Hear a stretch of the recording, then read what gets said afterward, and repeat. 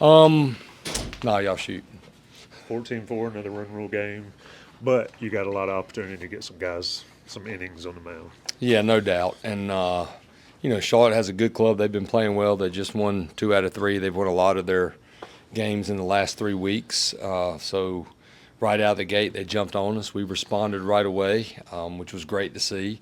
I thought Cam had good stuff. He made some mistakes, but that's his first start. So obviously he had those extra nerves. He's a very valuable part of our bullpen. Lynch came in, stabilized things. We put some solid at bats together. And what I'm liking now is we're getting distribution throughout the lineup. If one guy's not good, the next guy is. We're not having many consecutive bad at bats, which is making it harder to get through our order. So that was a really good win. I thought Bolton made a big pitch with the bases loaded. That slider was a big pitch, and I thought Folger Boaz looked as good as he's looked all year. When you give up runs to start the game, but then you come back and get it, it seems like that's been a thing with your team all year is to answer immediately. Yeah. During that one little stretch, we were scuffling, scoring runs, but we take a lot of pride in playing every pitch, not looking at the scoreboard. It's more about us than the opponent and understanding that that's going to happen. And at the end of the day, your best teams should be even better when their backs are against the wall. And when you start down like that, nobody wants to start down like that, but that helps when you get through or you get towards the end of the season or the latter part of the season to have been able to show yourself that you can come back. Took double-digit runs, I think 4 straight Tuesdays, 3 out of the last 4 games. Is there a common thread to all these big offensive games that you put up? I think just quality at bats throughout the order. Guys are controlling the strike zone. They're not trying to chase batting average by getting hits. We're having just good at bats. We are driving the ball when we get the opportunity, but we're also working walks. We're working hit by pitches. We're moving the ball with 2 strikes, making the opponent make plays, and we're running the bases at a high clip and being extremely aggressive, going first to third, reading dirt balls. So that pressure helps tremendously. And when you do get guys on base, if you can run the bases, the pitcher feels like he's got to be quicker. And therefore, a lot of times he'll leave more balls up in the zone, which you can attack as a hitter. Gallagher gets ACC Player of the Week and then a 3-run RBI today. What's allowed him to be so successful on the offensive side of things? He's made a slight mechanical change with Coach Wiersbicki. He's really getting into his load, which is helping him be in a better spot. Just period, mechanically, and allows him to recognize pitches. It's really important for all of our hitters to be on time for fastballs. The name of the game today is velocity, and then everything works off of that. So they've all improved in that area, and that's a credit to Coach Wiersbicki and Coach Jackson. But that's been the main thing, that mechanical change, and he was open to make that change. Nine runs in the first 3 innings, I think, today. What helps you guys get off to quick starts like that? Our guys know who we are now. Like, they know we can't take games off. We can't take days off. Even when we're not playing, we have to lift hard. We have to practice hard. We're not the type of team that's going to show up and just out-talent you. We have to have that hard nose and toughness and try to get better every single day. But they're just believing more in our offensive ability. Obviously, it helps when you have success because your confidence starts growing, but it also helps when you have some failure and you come out on the other side of it like we did, because we were not swinging it well for a pretty long stretch there. Not really good with runners in scoring position, and you'll notice we're getting our swings off earlier in counts with runners in scoring position. Been working with Kepley on that, and he had a big hit with the bases loaded, which was really big for him. So one of the oddities you have sometimes in these midweek games, like he had 9 pitchers he faced. How weird is that, going through so many pitchers? Yeah, that's just kind of midweek baseball sometimes. Everybody, depending on what the depth of your staff is like, sometimes you don't have a choice. You just have to throw as many guys as you can to save your best guys. Fortunately for us, that wasn't the case. Lynch had 6 days rest. Seagraves had 6 days rest. Boaz, everybody had good rest, so they were available. I was glad we 10-run ruled them, but I wanted Olin Johnson to pitch because he's one of our best relievers, and he was going out in the 9th, and we wanted to get Rom Kellis behind the plate, but I guess everybody's happy because they're going home a little bit earlier.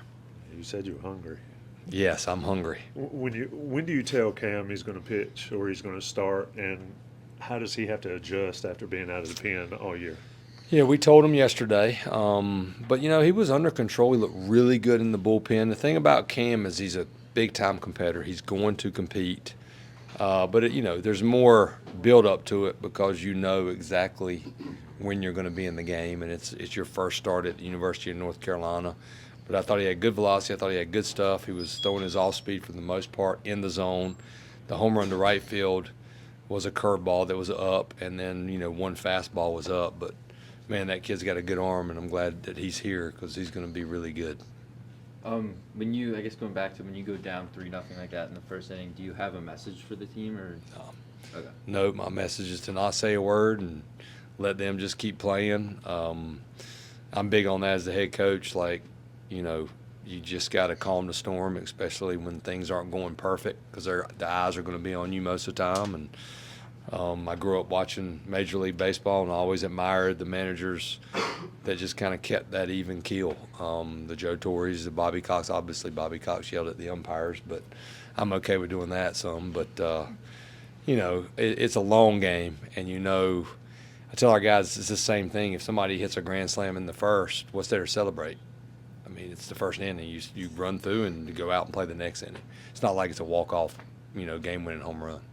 Was Stokely a send or run through a stop sign or? You know what? I think I said no, which is a major mistake on my part. I don't say no or go unless I notice a guy's just not making the right read. I either send you or I stop you. So both of us really, Stokes got to use his eyes there as well. But at the end of the day, I'm the third base coach, and if I yelled no, I know sometimes as a base runner you hear go. So thankfully, guys picked me up if I did yell that. I have no idea if I did, but I like to think I did because Stokely thought he heard go. So I probably said no. So there's 4 straight Tuesdays with double-digit runs, 3 of the last 4. What did you see as the common thread in all these games with the offensive outbursts? Yeah, I think offensively kind of just trying to have quality at bats, not trying to do too much at the plate. I feel like, like Coach Forbes said, we were pressing a little bit at that little stretch throughout the year, but, we just kept working, and I feel like everybody's just trying to have a quality at bat and not chase out of the zone. So I think that's kind of been the biggest thing is just making sure we're having good at bats throughout the whole lineup. What did you see tonight for yourself? I mean, had a big night at the plate, moving guys and moving the baseball. Yeah, obviously I didn't hit the ball too far on my hits, but, just trying to put the ball in play, make good things happen. That's pretty much it. Just trying to have a quality at bat and just stick to my approach, not chase out of the zone. That's pretty much the biggest thing. You guys mentioned that when Lynch and some of the other guys go in, to expect hard ground balls. I mean, but you guys still were able to shut them out during those innings. So what was kind of the game plan there? You pretty much said it. Kind of just being ready and expecting to get the ball hit to you. Obviously, we didn't get too many ground balls today, I don't think, but. Just trying to expect it, and for the younger guys, just telling them to keep pounding the zone, and good things are going to happen. Coach says that you guys don't really worry about getting behind early from a player standpoint and a leader standpoint. How does that work? Yeah, no, definitely. Obviously, we know how good we are, so we know that if we're behind early or whatever point in the game, honestly, it doesn't matter. We're able to put together some good at bats and just continue to work on the offensive side, and we're confident that we're going to put up some runs. What was the dugout like after you guys went down 3-0 in the first inning before you guys were up to bat? Yeah, I think the good thing with us is we don't really change. I think that was one thing that we really talked about after during the Boston College series. We talked as a team, and we kind of mentioned that we needed the energy levels up and we need to just stay positive throughout the whole game. So I think the biggest thing from there has just been staying on top of everything, just bringing energy no matter what and whatever the score is. How have the expectations been heightened in the last couple of weeks, and what do you think the ceiling is for this team? I think the expectation has always been, we're one of the best teams in the country, and obviously to go to Omaha and win a national championship. I don't think that's really changed at all throughout the whole year. I think everybody's kind of had that same mentality that we're able to do it. We weren't playing our best baseball, but I think as of now, the offense is starting to pick up a little bit, and our at-bats are being better, and obviously pitchers are still doing their thing. They're throwing strikes, and the defense has always been solid. Serious question. Let's bark at the Bosh. How much time did you spend with those puppies in the locker room before the game? Oh, I did spend a lot of time with them. After lunch, I think pretty much our whole team was in there with them. So, yeah, we were with them for probably a couple hours. Seriously, how much does Remington help you guys, like the guys that are injured, the guys that are struggling maybe to have that around? Yeah, I mean, he's awesome, obviously, just comforting you and being there for you. So, I mean, obviously he's awesome to have in the training room and just be around. It's awesome. You guys have had a lot of success at home recently. You're about to go on the road for a series. What are you guys hoping to take from the series that you guys just had and this win today on the road with you? Yeah, I mean, I think it's kind of obviously playing Wake Forest and playing good teams in the ACC and even midweeks. I think the biggest thing is just bringing the energy and just continuing to have good at bats, pitch well, and just play the game the way we know how to. What helped you guys start so quickly? You had 9 runs in the first 3 innings. I mean, I think it's just the at-bats. Obviously Coach Risbicki and Coach Jackson, they give us great scouting reports. So just trusting them and just going up there and knowing what you're looking for, I think that helps so much. Appreciate it. Thank you. Thanks, Will.